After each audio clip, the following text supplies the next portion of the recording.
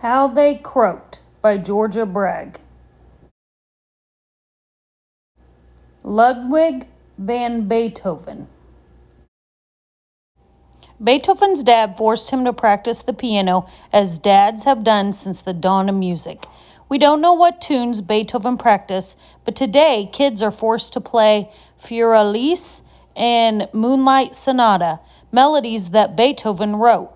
Practice paid off for Beethoven, and he became a musical genius.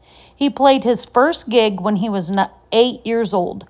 He performed for kings, did concert tours, had a lot of fans, and even had long hair like a rock star. And Beethoven's hair, it turns out, helped uncover how he died.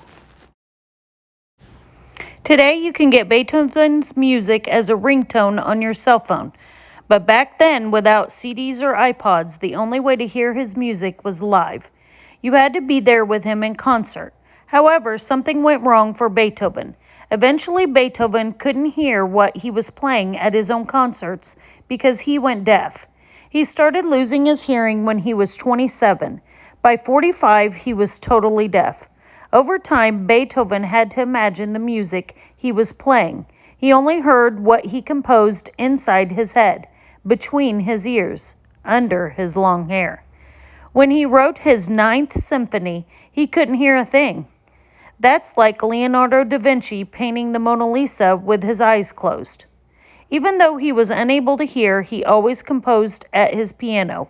He picked up and moved with his piano 40 times during his life. And that was no easy thing. Considering there were no trucks or cranes or piano dollies, being deaf made him not want to be with people, especially ladies. He was a bachelor, and there weren't any little Beethovens. So it's kind of funny and sad that he was named the greatest romantic composer.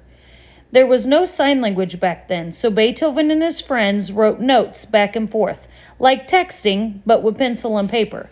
Beethoven was clumsy and cranky most of the time. He had stomach problems that made him feel lousy for the last 30 years of his life, with constant diarrhea, vomiting, and gas. Houses had no plumbing yet, which meant there was no toilet either. He had to use a thing called a chamber pot. In 1827, Beethoven got pneumonia and he couldn't shake it. His stomach was killing him.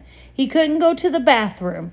His skin was the color of a banana, and blood dripped out of his mouth. Then he got dropsy. That's when the fluid inside your body that's supposed to get out can't. Very quickly, Beethoven's body filled up with rotting fluid. He got huge. His stomach bloated and the skin stretched across it as tight as a balloon. A doctor in 1827 didn't know much more than a doctor in the Middle Ages. So Beethoven's doctors figured all that Beethoven needed was to drain to get the liquid out. They took him to the hospital, but back then half the people who went into the hospital came out dead. At the hospital, a hole was drilled into Beethoven's stomach, and then they stuck a hose in it.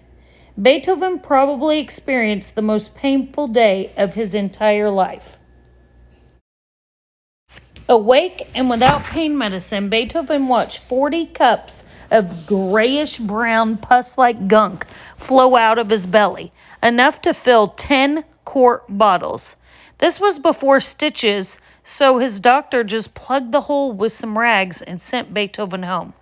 The gunk continued to leak out of the hole in Beethoven's stomach, but his belly got even bigger than it had been before, so they took him back to the hospital. During the next few weeks, he went back to the hospital 3 more times to have his stomach drained. His doctor reinserted the hose into the same hole each time, and no surprise, the hole got infected. So his doctors attempted another cure. They tried to sweat out the liquid with a steam bath. They propped Beethoven up in a tub filled with jugs of hot water. A sheet was spread on top of the tub. They didn't cover Beethoven's head. They were smart enough not to mess with the part where all the music came from. After a few hours, the sheet was removed. Instead of sweating out the liquid, his body had absorbed the steam like a giant sponge. Poor Beethoven was as big as the Goodyear blimp. Since there was no such things as photographs to remember him by, a friend summoned an artist to make a drawing of Beethoven shortly before he slipped into unconsciousness. On March 26, 1827, Beethoven died. He was 56 years old. After he died, souvenir hunters took snips of his hair. Some got snips when nobody was looking, some paid for snips, and some had already snipped his hair before he was officially dead. By the end of the day, he was completely bald. Keeping locks of hair as mementos was a quirky custom, but a common one before photography. The doctors cut Beethoven's body open and performed an autopsy. All his inside parts were too small or too big, too soft or too hard, the opposite of what they should have been. The autopsy folks sliced Beethoven's skull crosswise at the top. They wanted to look inside his famous head to see if they could detect what made him so special. They took out his temporal bones to study them, but mysteriously, the bones disappeared, and a little while later, the autopsy reports disappeared too. To remember what he looked like, wet plaster was smashed into the contours of Beethoven's face to make a thing called a death mask. It was unpleasant and hard to do because the eyebrows up the top of Beethoven's skull had been sawed through the autopsy the day before. 20,000 fans came to his funeral. A ring of white roses was placed on his head to hide the mess they had made at the autopsy. The gravedigger was offered a lot of money to remove what was left of Beethoven's head before the burial and drop it at a secret location. But the gravedigger said no. A night watchman was hired so that no one could dig up Beethoven and take his head.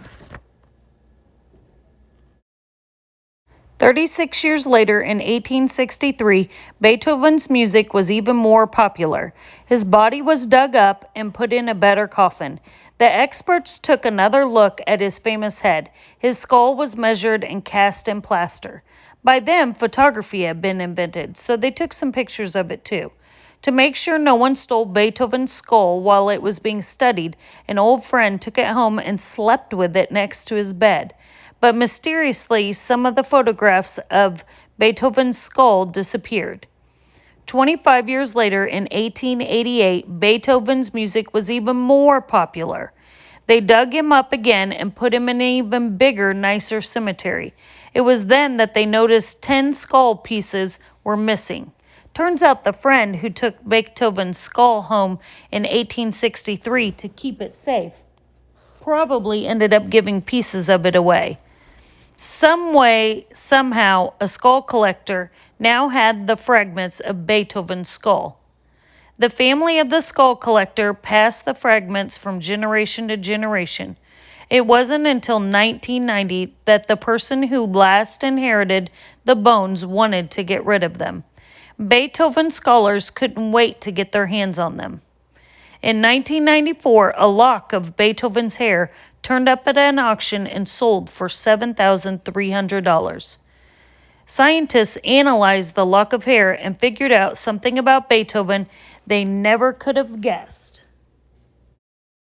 When he was alive in 1800s, poor Beethoven had massive lead poisoning, 100 times the normal level.